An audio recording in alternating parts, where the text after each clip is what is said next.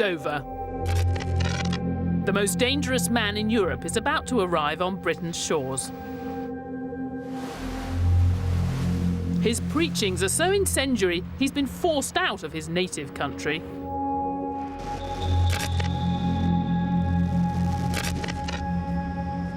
Only liberal Britain will tolerate his presence on her soil.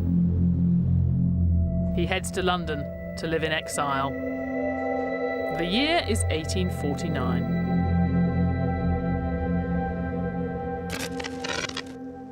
But today, that man's writings are still dangerous. They're so radical, so revolutionary, they continue to divide the world. It's been more than 150 years since he started writing about the world. But you know what? If you're looking for an explanation of the global economic crisis, he's a surprisingly good place to start. With everything going so wrong, you have to wonder, is Karl Marx turning out to be right?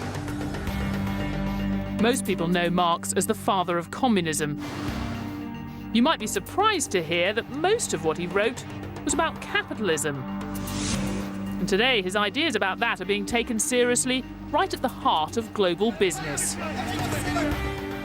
His analysis was pretty on the button and explains a lot, I think, about some of the things that we see going on around in our economy today. For Marx, the best argument against capitalism was that it was inherently unfair. His ideas on inequality have more resonance than ever today. What Marx did do is to install this sense of urgency. Things cannot go on forever the way they are. In this series, I'll tell you about the lives and revolutionary thinking of three extraordinary men: John Maynard Keynes, Friedrich Hayek, and Karl Marx. Their worlds were changing as never before. They saw that the fate of nations would hang on the power of money, and they had radically different ideas about how to control it. Today, the stakes could hardly be higher. All three of these men were giants whose ideas live on. But they speak to us right now because they, more than anyone, recognise the double-edged power of money. How markets could transform all of our lives, but also plunge us into chaos. Keynes and Hayek argued about whether government should try to tame this force of human nature, capitalism. Karl Marx had the most radical advice of all: get rid of it.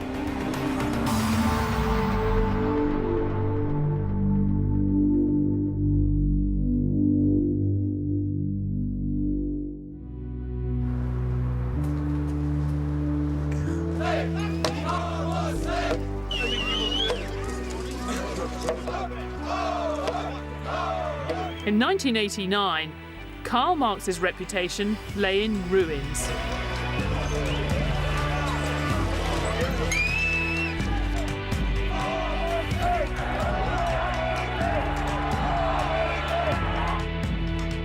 What a mess.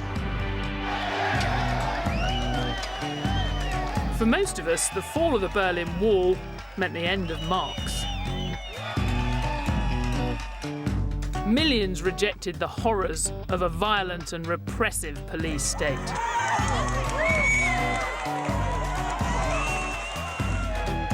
And because the communist countries claimed Marx as their inspiration, his ideas were cast aside as well. When this wall came down, I was just studying economics at university. Back then, we thought we knew two things about Marxism, communism. One was it hadn't delivered freedom for the workers, quite the opposite. The other, just as bad if you're an economist, is it hadn't delivered prosperity. The communist approach to the economy just hadn't worked. While the free market West took great strides, the communist planned economies had been left behind. Marx's reputation as an economist was in shreds.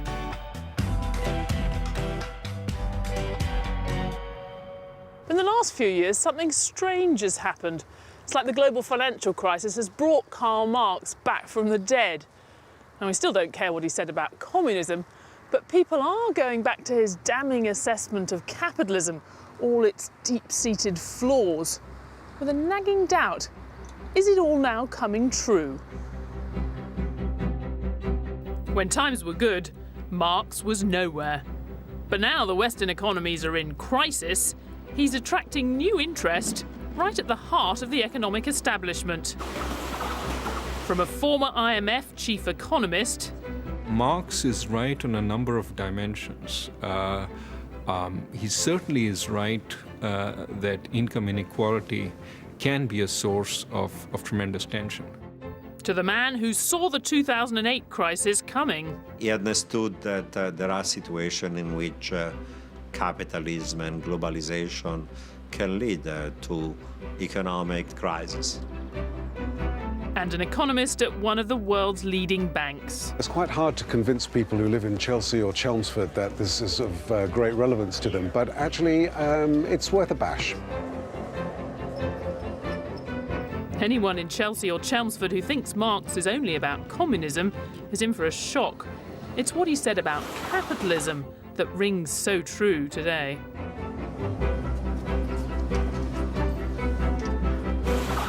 Marx's key insight was that capitalism was inherently unstable. He said we'd lurch from crisis to crisis and society would become increasingly unequal. Marx divided the world into bosses and workers.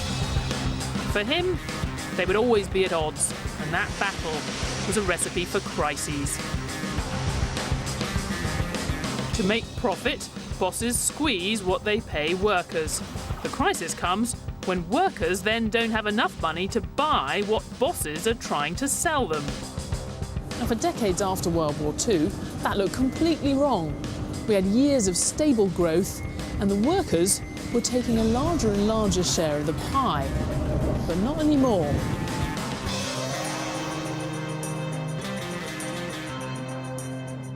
Marx would explain this crisis in terms of the fact that ordinary people haven't got enough money to spend.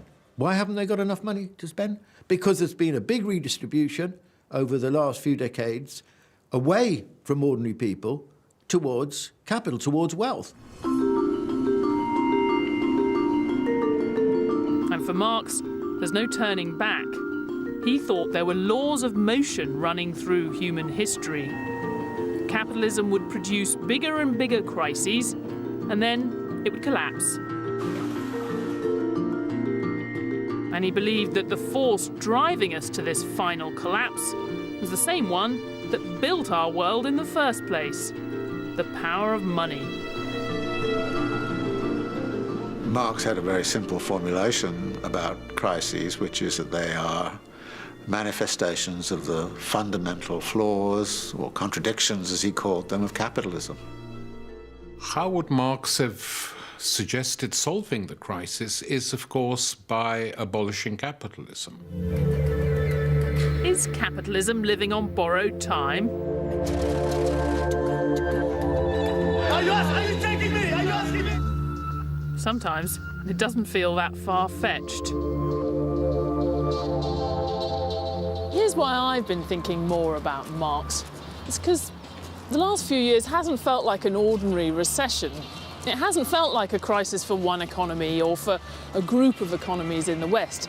At times it really has felt like a crisis for the system, for capitalism as we know it.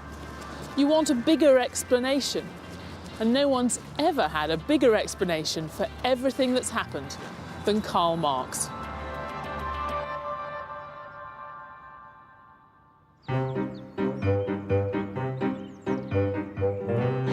Capitalism's most implacable critic was born in the picture postcard town of Trier, in what is now southwest Germany.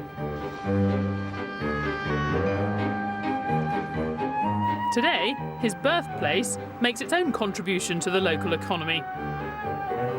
It's a big draw for tourists. But do you still have a lot of people coming here, tourists Yes, from around the world? We have more than 40,000 tourists here, and 25% came from China. So a quarter of them come from China to see Marx's birthplace. And what do they buy? What do they like? Do you like the red chocolate? The Karl Marx chocolate. Yes. Maybe I should get some of that as well, actually. And the wine. Marx's father, Heinrich Marx, he had a vineyard nearby Trier. And you don't think that Karl Marx would mind you selling all this stuff? A bit capitalist having this shop. Perhaps he did enjoy it because he had a good humor too. The man with the big theory about our world had big dreams right from the start. When he was 17, Marx had to write an essay about picking the right career. He said the best position in life was to serve all of mankind, so your deed would live on perpetually at work, and over your ashes would be shed the hot tears of noble people. I wonder, would that young man, that rather grand young man, be surprised to hear that his first home had been turned into a museum? Probably not. But for all his ambitions, Marx was hardly a model student. When he was at university in Berlin, he earned a reputation as a radical thinker. Marx comes across as a young man, as this sort of energetic, fiery, hairy figure. He was known as the wild boar, or the Moor, which sort of points to his sort of Levantine complex. He was full of ideas, he was full of debate. He liked big drinking sessions and then deep philosophical debate about the nature of Christ and German Romanticism and politics. By the time he was 24, Dr. Marx was a bit of a Renaissance man. He was an expert in law, philosophy, you name it. In fact, the only thing he didn't know much about was economics.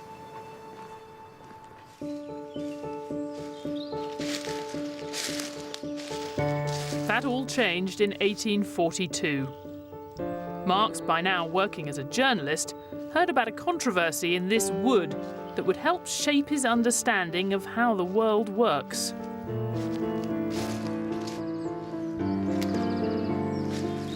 Peasants taking sticks from the forest floor to use as firewood were being prosecuted for theft. Wood had been gathered here for centuries, but now the landowners had declared it belonged to them. What had been freely shared was now private property.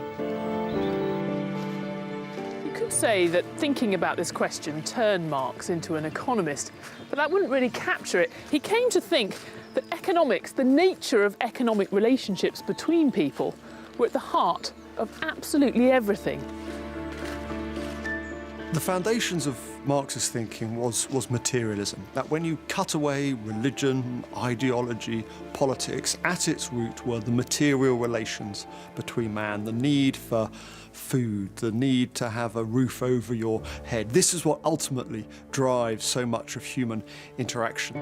What was unique in Marx, he didn't see economy just as a special sphere. He saw economy as the structuring principle of the entire social totality. For Marx, it all begins with private property, which divides the world starkly. There are those that have it and those that don't. Take this wood. Before it became private property, I could do what I like with it. I could heat my house with it. I could make a chair and exchange it for food. But if it belongs to someone else, the whole relationship changes. Now Marx would say, I become a member of the proletariat. Now I have to work for the owner of the wood, the capitalist, for a wage. Then he can sell what I've made for more than he paid me. Look what's happened. Something that was part of my life is now a financial transaction. The capitalist made profit. He can use that to buy more wood, build factories, make more profit. And so it goes on. Profit is now the heart of everything.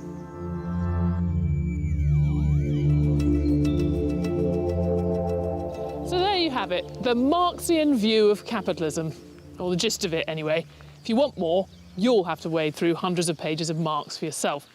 The key point for us is that that driving force of capitalism, the need to earn more and more profit, well, Marx thought that was also a recipe for constant crises. So Marx would say you could trace the roots of the crisis we're in today right to the very heart of capitalism, to its need to generate profit.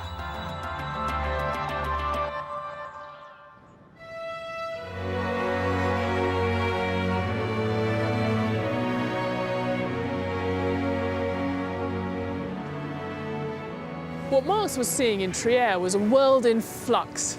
Feudalism was on the way out. An entirely new way of doing things had arrived. Now we know what capitalism's really made of. And the power of money today means a lot more than just throwing a few peasants in jail. A bunch of guys in a trading floor can turn the entire economy upside down. Around the world, all of our lives depend on markets, on capitalism being able to deliver. If Marx is right, if it's fundamentally flawed, well, that's a really big problem.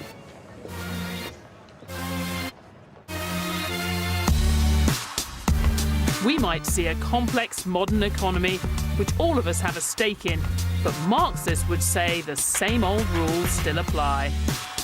For them, who owns what still means everything.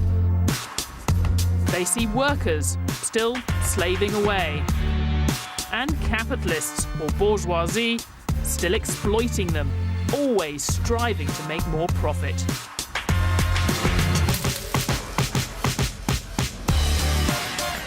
In Marx's world, any capitalist that doesn't seek maximum profit is soon replaced by one who does.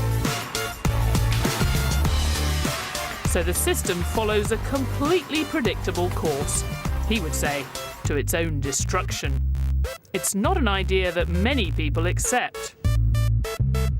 He was completely wrong, including the idea that capitalism was merely a phase and contained within it the seeds of its own destruction. That's not the case.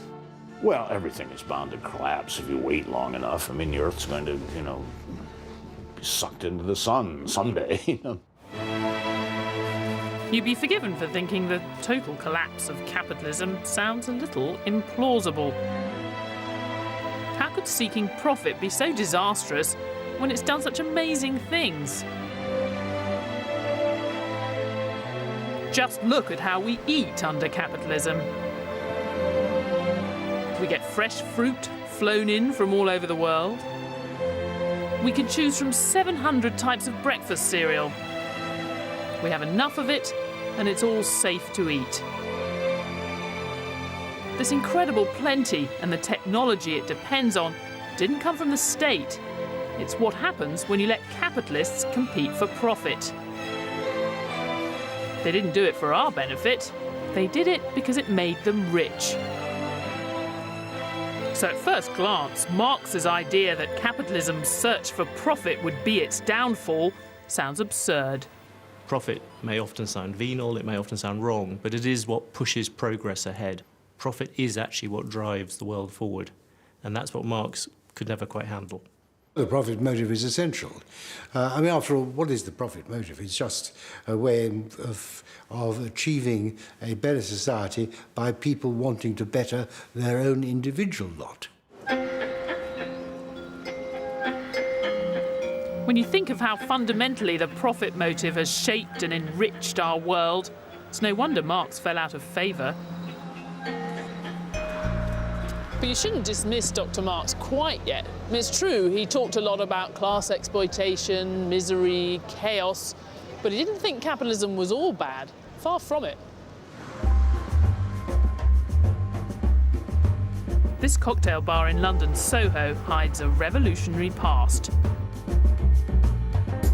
It used to be the Red Lion pub, site of a clandestine meeting of communists in 1847 that would echo down the ages.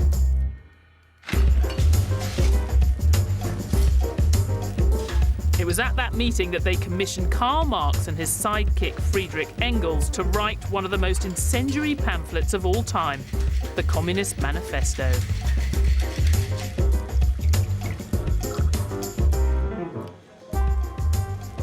Some of this you probably know. The famous opening line, "A spectre is haunting Europe." And of course, the end, about the workers having nothing to lose but their chains.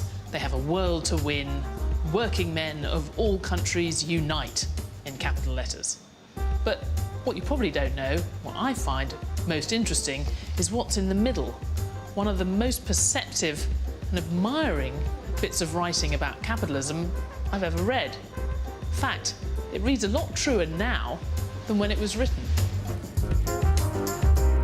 I think what's surprising about a lot of Marx's writing is that you find in amongst the communism a lot of good analysis of capitalism, and actually you also find within it quite a lot of praise for capitalism. Marx's attitude towards capitalism is basically ambiguous. He's, at the same time, he was honest here, Marx, ultra fascinated. He was fully aware that this is the most productive, dynamic system in the history of humanity, and so on. The truth is, Marx did understand that the drive for profit would achieve incredible things. It has been the first to show what man's activity can bring about. It's accomplished wonders far surpassing Egyptian pyramids, Roman aqueducts and Gothic cathedrals. It has conducted expeditions that put in the shade all former exoduses of nations and crusades. He did really get the kind of global aspect. He got the idea that people were suddenly being able to get things from all the way around the world in a completely new way, and the impact of that. The need of a constantly expanding market for its products chases the bourgeoisie over the whole surface of the globe. It must nestle everywhere, settle everywhere, establish connections everywhere. It creates a world after its own image. But you know, there's got to be a downside for the bourgeoisie. Modern bourgeois society is like the sorcerer who's no longer able to control the powers of the netherworld, whom he has called up by his spells. What the bourgeoisie therefore produces above all is its own grave diggers. Its fall and the victory of the proletariat are equally inevitable.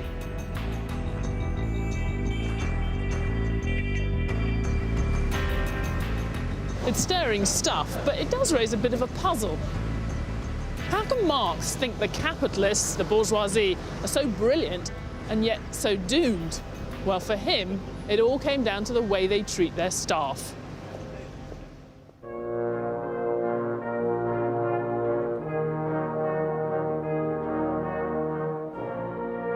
To understand Marx's analysis of crises, we have to first understand the capitalism that he knew. 19th century capitalists might have built wonders surpassing Egyptian pyramids, but they also forced their workers to endure terrible conditions and pay.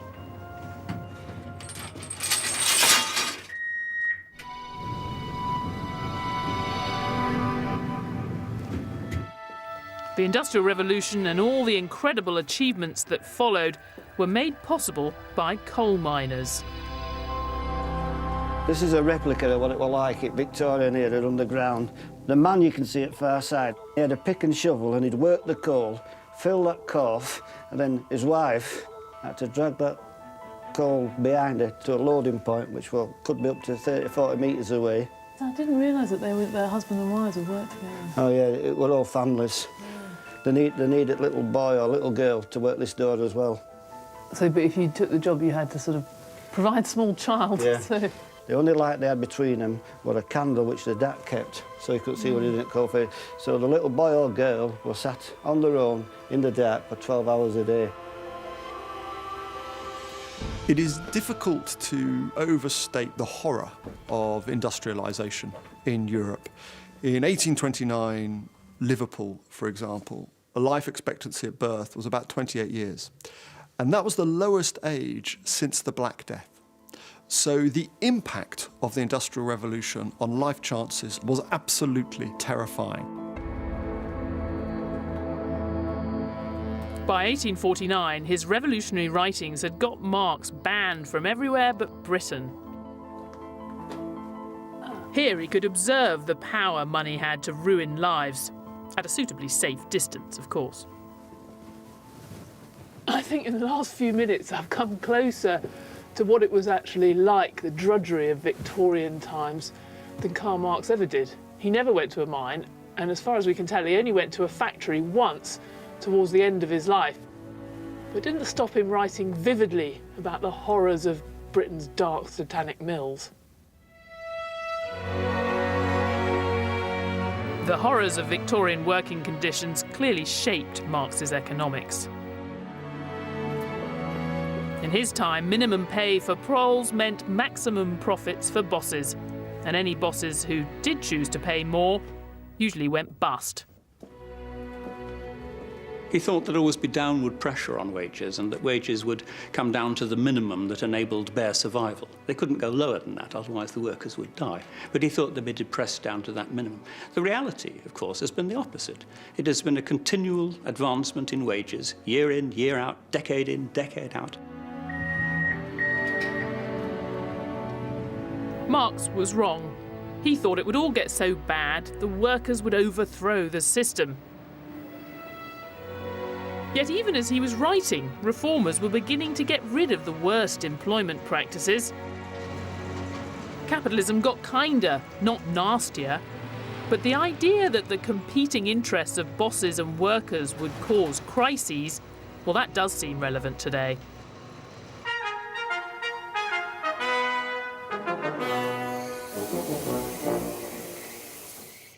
Now, it's a very sophisticated argument, so I'm going to need children's toys to explain it. But let me say right at the start, none of these toys endorse any kind of violent revolution. Now, here's the mine owner, capitalist, miners, with or without hat. Now, imagine that there aren't very many miners around. Then, the mine owner has to compete with the other capitalists for workers. Probably ends up having to pay them more than he'd like to. The trouble is, those higher costs cut into profits.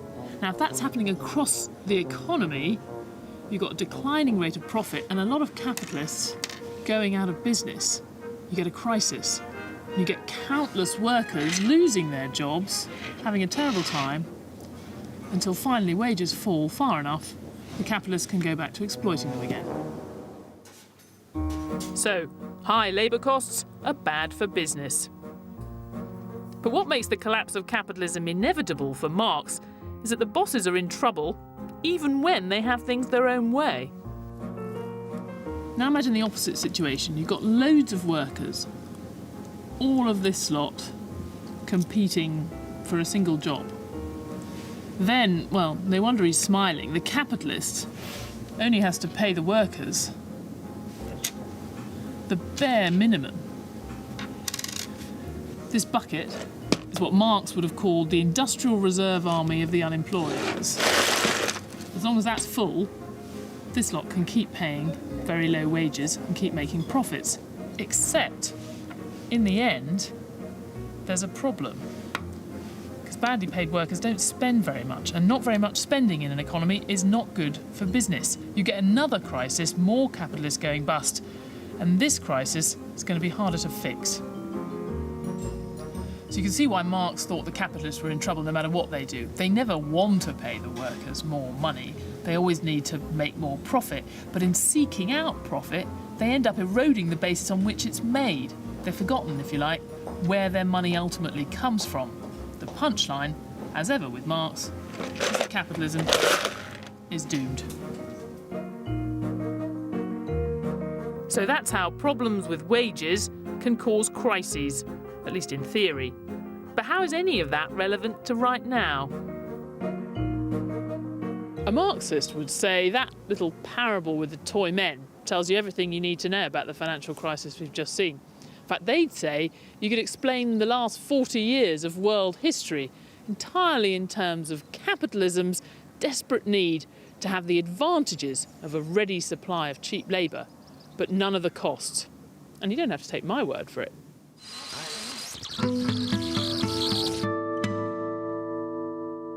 Let's take a look at the last 40 years of history through the prism of Marx's theories to show how they might explain the mess we're in. An imaginary Marxist broadcasting corporation would see it all as a good old 1970s-style class struggle. As usual, the world's divided between workers and capitalists, always fighting to get a bigger slice of the pie. And the crisis happened, Marxists would argue, because the capitalists have been coming out on top a bit too often. The fight is over wages. Capitalists want to pay less, the workers want to get more.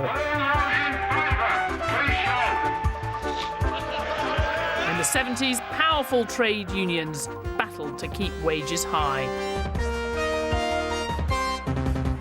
Then we come to the 80s, fight back time for capitalists. There she is, look, can you see her now? Look. Marx would have seen Margaret Thatcher and Ronald Reagan as acting purely in the interests of the capitalist bosses. It was their governments that helped business by getting rid of the obstacles that made it hard to cut wages. The violence and intimidation we have seen should never have happened. It is the work of extremists. It is the enemy within. If they do not report for work within 48 hours, they have forfeited their jobs and will be terminated. End of statement. So for the Marxist Broadcasting Corporation, the capitalists won in the 1980s, and they kept on winning. The guaranteed high wages and job security that workers had enjoyed until the 70s had gone. And downward pressure on wages started to lay the seeds of the crisis we see today.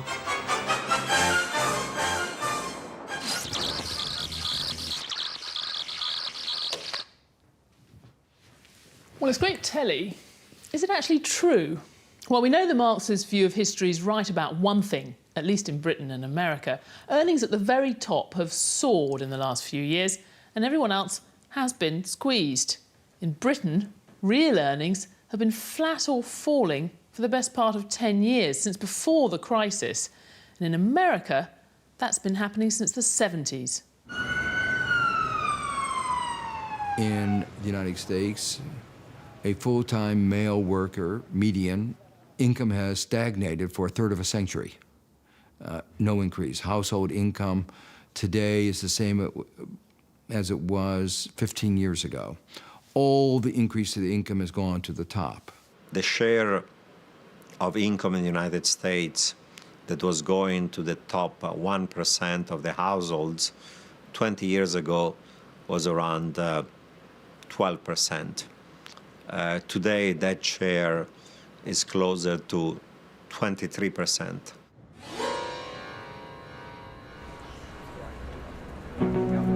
Things haven't gone that far in the UK, but inequality is certainly creeping up the agenda. So have the greedy capitalists been picking the pockets of the workers? So why do I think all that money's been flowing to the top? Well, I don't think it's a big conspiracy, but there have been social and political changes that have made a difference. We used to have really big unions. We used to have very high tax rates on rich people. And we had social norms. It just wasn't done for the people running a bank to take a huge chunk of the profits for themselves. Those things help keep a lid on inequality. We don't have them anymore. But really crucial to all of this has been the changing structure of our economy.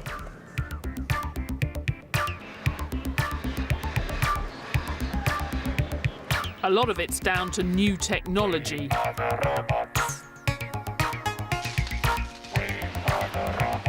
Work previously done by hand is now done by machines. With fewer workers needed, there are more competing for every job, meaning bosses can pay them less. But perhaps the most significant factor is globalization. With falling barriers to trade around the world, global business has gained access to a giant new pool of cheaper labour. you have brought into the market now millions and millions of new workers in China, in India, in other parts of Asia, in parts of South America, Brazil, for instance. So that process has transformed the capital-labor ratio on a global scale. For example, an analyst can as well be sitting in the Philippines or in Mumbai to do the job that is done at a much higher price in New York.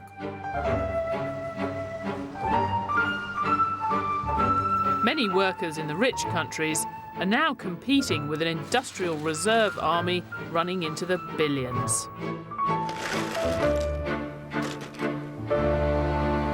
I think in emerging market economies, there'll be an overwhelming vote in favour of what has happened because almost everyone is better off than they were and would have been.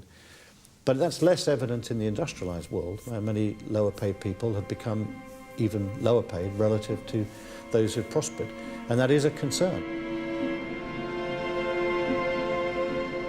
For years after World War II, we could be pretty sure Marx was wrong. Where you had capitalism, it was working pretty well. You could talk about a rising tide lifting all boats.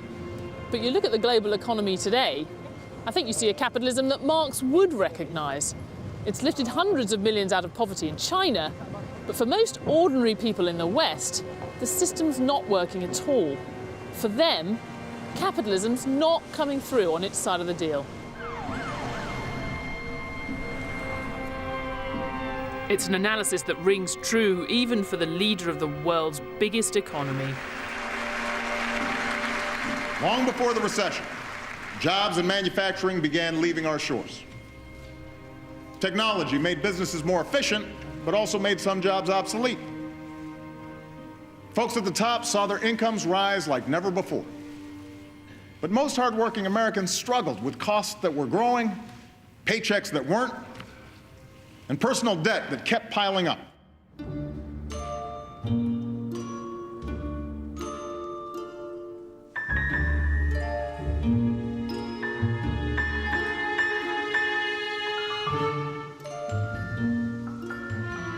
Marx would say this squeeze on wages was the root cause of the huge economic crisis that we've been living through.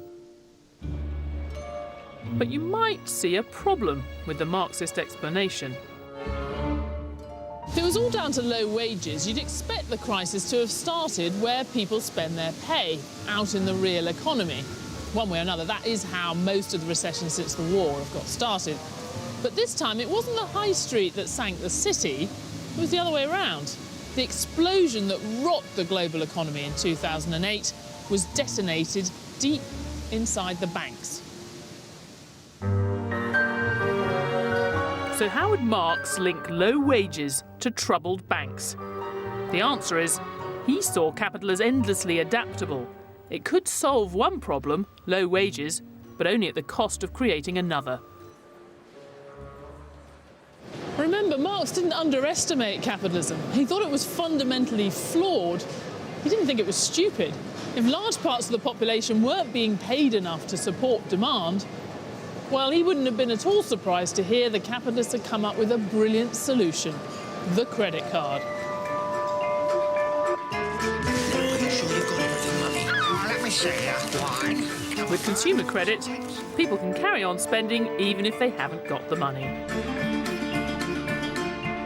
The economy stays afloat, and the capitalists still make their profit.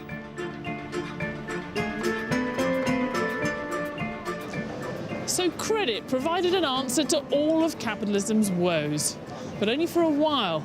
Remember, Marx thought the system was fundamentally flawed.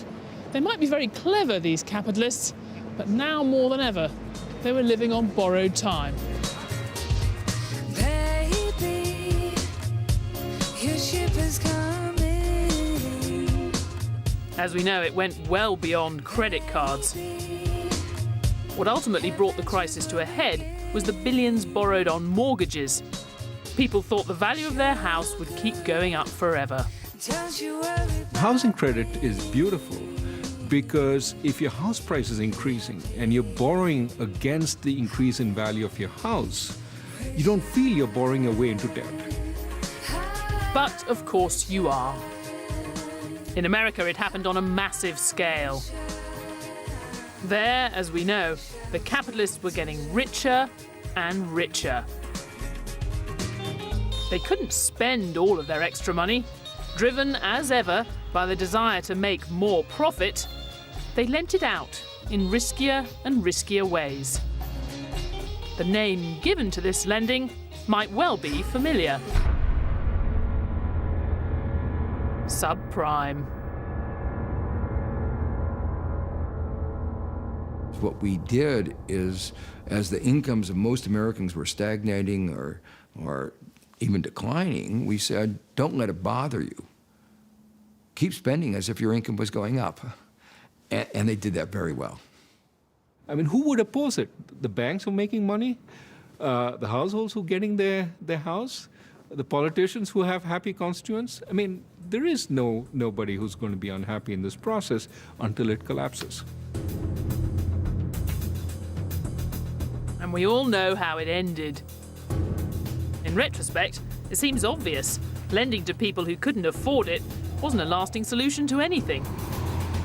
It led to a housing bubble which burst, threatening some of the world's biggest banks. And thanks to our integrated world, what started in the United States spread and infected the entire system, causing a global recession. So here's the Marxist explanation for the crisis we've just seen. You've got a global economy with businesses getting better and better at squeezing wages and pushing up profits. But there's a problem. They're producing a lot of stuff that the workers can no longer afford, and a lot of profits looking for a new home. The global property bubble provided an answer to both those problems. The system was kept afloat on a mountain of debt, but it was only a matter of time before it all came crashing down. Capitalism's only ever as strong as its latest temporary fix. It's an extraordinary tale, and a lot of people would say it's completely wrong. Marxism doesn't actually work, but it keeps coming back because it makes for a good story. I don't think low wages played any role at all in causing the crisis. The crisis was caused by governments and central banks flooding the market with cheap credit and cheap money because politicians don't like the downturn in an economy that throws people out of work. I think it may have, to some degree, increased the level of indebtedness that people went into the crisis with, which I think intensified how deep the crisis became. But it wasn't the underlying cause, it was a contextual factor which made it a bit worse. But the idea that low wages may have contributed to the crisis is gaining ground, even if the name Marx is as toxic as ever. George Magnus is a senior economic advisor to one of the world's leading banks. You've been writing quite a lot about Marx since this crisis started. How did you come to look at him again? Actually, it was on this trading floor. It was probably the weekend before Lehman's went bust, and it's normally a little bit noisy, but at the time it was, you could hear a pin drop. It was that deathly quiet, and I could almost feel, that the global system was frozen. And it was quite a scary thought. It took me back to a lot of the things that I used to read about and study when I was much younger, the days when I actually read Marx for fun. And you wrote about that, and what was the reaction? I did get a lot of hate mail, I have to say. There are a lot of people who were quite opposed to the idea that anything that was socialistic or Marxist, could be at all considered serious in the mainstream. A lot of this hate mail, I have to say, came from the United States, and I was accused of being, an Obama clone and... President Obama, the well-known Marxist. The well-known Marxist. Very mysterious forces. So there was a lot of negative reaction from, I think, people that probably predictably, had already tied their own ideological colours to the mast. But the people who do find value in Marx aren't necessarily going to follow him all the way. I think Marx helps in framing the problem, but I think the solutions have to be different given the different environment we are in. Except Marx would insist the trap is inescapable. Capitalists must seek profit above all else, or they'll go out of business. So why would they ever choose to give workers a bigger share of the pie? What Marx would say is that we have to look for ways out of this crisis which look beyond the restoration of capitalist class power. And I think this is a time when we actually need to start to thinking about the revolutionary solution again. But who exactly is revolting against who? Marx divided the world neatly into workers and capitalists, but today his stark distinction is incredibly blurred. Bosses work for themselves and workers own shares.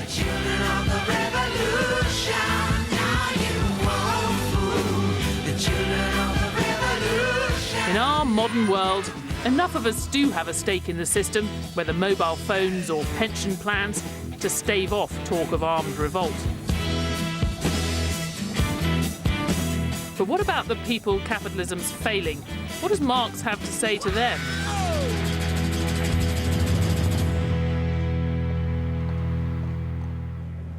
It's really amazing how well Marx seems to understand our world, where we're more interconnected than he could ever have imagined, and where all the faces of capitalism, good and bad, are now on display in pretty much every corner of the globe. But he was the one who famously said it wasn't enough to interpret the world. The point was to change it. If you ask him what exactly we're supposed to replace capitalism with, well, he had remarkably little to say about that.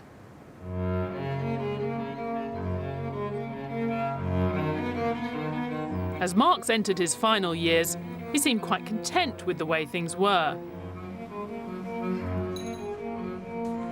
He'd been poor for a lot of his life, but by 1856 he had enough money to move to London's suburbs. The young firebrand now looked like part of the establishment. He would spend his day walking around Hampstead Heath. He would worry about personal finances. He would worry about his daughters and the expense of their piano lessons. I mean, he lived a remarkably bourgeois life in many ways. In his later years, Marx was the world authority on the revolution, but he didn't seem to be in a hurry to make it happen. Young, hot-headed socialists from around the world would come to North London to pay their respects, win his support. Mr. M seemed happy to watch and wait.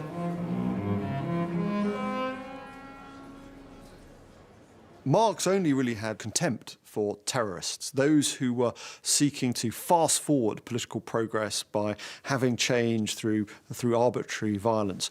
You needed the economic fundamentals in place for a proper revolution to succeed. To understand why he didn't want a rush revolution, we need to understand, for the last time, I promise, a bit more Marxist theory. As usual, he had a grand analysis of the history of the world. He saw the great sweep of humanity's endeavours, from the caveman to the slave societies of Greece and Rome, to the feudalism of kings and castles, all of which was replaced in turn by our own capitalist system of bosses and workers. Incredibly unfair, but also incredibly productive. Marx said only when we'd got everything we could out of capitalism could we afford to have a revolution.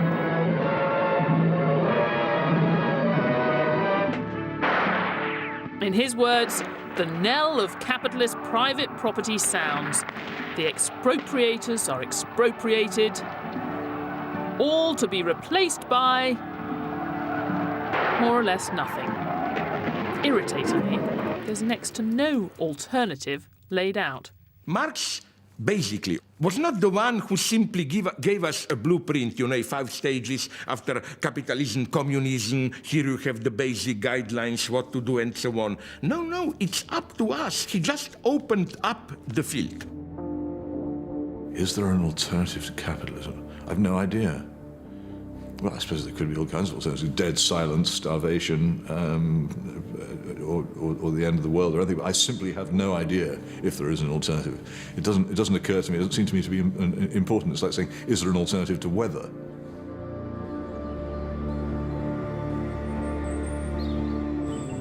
Marx said we couldn't describe what the next stage of human development would look like any more than a feudal serf could have described our lives today. To which you might say, fair enough. Except you might also think it was pretty telling. After all, nobody else has been able to describe a convincing alternative to capitalism either. I think he would have written a lot more had he lived 10 years more on what a socialist republic would look like. And who knows, but that might have saved the world a lot of bother.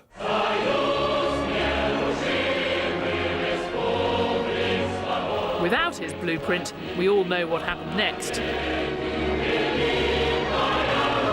There weren't any revolutions in the rich, developed countries, as Marx predicted. Instead, it happened in one of the world's poorest nations.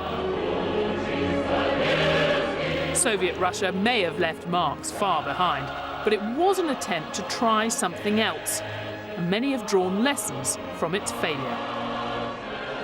The truth is, at the moment, there are different forms of capitalism. But on the big argument about whether you really want to have a communist system or a capitalist one, that is pretty much won everywhere, I think. There are more humane versions of capitalism or more barbaric forms of capitalism. But I don't think there's a systemic alternative to capitalism. Will there ever be? Yes, I would think so. I mean, you know, nothing is forever. Absolutely nothing. And capitalism is not forever. But anyone looking for a fairer alternative knows they can't ever repeat what happened east of the Berlin Wall. Dictatorship, political oppression, and millions of ruined lives.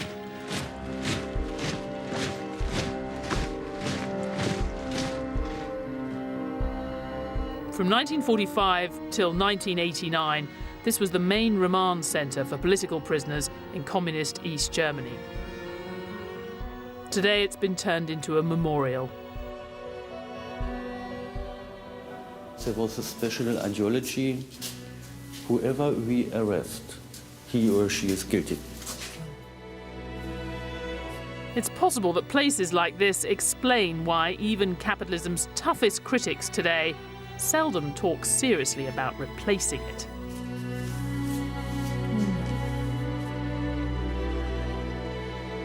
You can see with all these protests in Europe, Greece, and so on. I was in Spain, in Greece, asking always the same question. Okay, what do you want? Apart from some purely moralistic answers, I didn't get any good concrete proposals. You know, answers like, money should serve people, not people serving money. My God, Hitler and everyone would have agreed with this, I'm sure. You would have thought that with this implosion of the banking system at the heart of the capitalism in the United States, as well as the United Kingdom and so on, there would be a huge rush to Marxism and extreme socialism. That hasn't really happened. It is quite surprising, and I'm very pleased.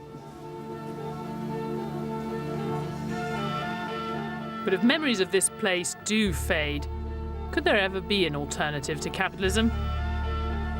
Or should what happened here be a lesson for all time? If someone wants to seek an alternative to capitalism, and they're saying by seeking that alternative that capitalism is a system rather than a fact of life, and they're saying that, for instance, that human nature can be altered, fundamentally they're revealing themselves as a utopian. And the problem with utopia is that it can only ever be approached across a sea of blood, and you never arrive. This is my big mantra when we leftists are accused of utopians. Maybe, but the only real utopia is to think that with some cosmetic changes, things can go on indefinitely the way they are now. Arise, establish from your slumbers, arise, ye criminals of want, for reason in revolt. Marx died in 1883.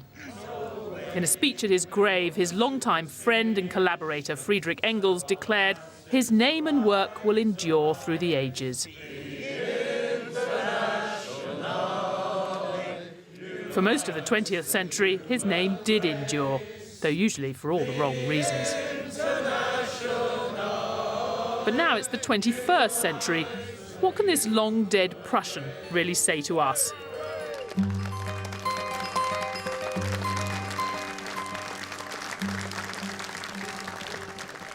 Fundamentally, I think Marx reminds us that if capitalism doesn't work for everyone, it might not work at all. When you look at what's happening, the pressure on wages, can you understand why people are sort of looking again at some of Marx's analysis? Yes, the big picture, the workers versus the capitalists. And there's no doubt that there have been significant changes in inequality and in the distribution of income, which make you pause about the benefits of the development of output and prosperity that we've seen. I don't think you can afford to believe that the benefits of a market economy and bringing prosperity will be there unless there is a collective commitment to keep the system going. And that does require people to believe that everyone will benefit in the end. I think some of the ugliness of capitalism that he saw in the 19th century seems to be reappearing in the 20th and 21st. And in a way, we have to keep our perspective on this. Health conditions are much better. Living standards are starting from a higher level. But it is still the case that things aren't the way they ought to be, and they're not moving in the way they should be. But let's face it, Marx wasn't just talking about tweaking the system. He had a much grander claim than that. Did Marx change the world? Of course he did. And after that funeral, people did weep hot tears at his grave, just as his 17-year-old self would have wanted. Probably many more lived to curse his name. But there's no getting around it. Capitalism's still here. Marx was right to see capitalism as inherently unstable and often unfair. Keynes and Hayek saw that too, but Marx was the first. And unlike them, he didn't think we should find a way to live with it. He said capitalism would bounce back from crises and reinvent itself, but in the end, a compelling alternative would appear, and capitalism would collapse. For all that rings true now in Marx, on that he seems to have been dead wrong. Maybe he did underestimate capitalism. He certainly overestimated the opposition to it. I think the system needs to reinvent itself now, again. If it can pull that off, we'll be talking even less about Marx a century from now. But the last few years have left capitalism with plenty to prove.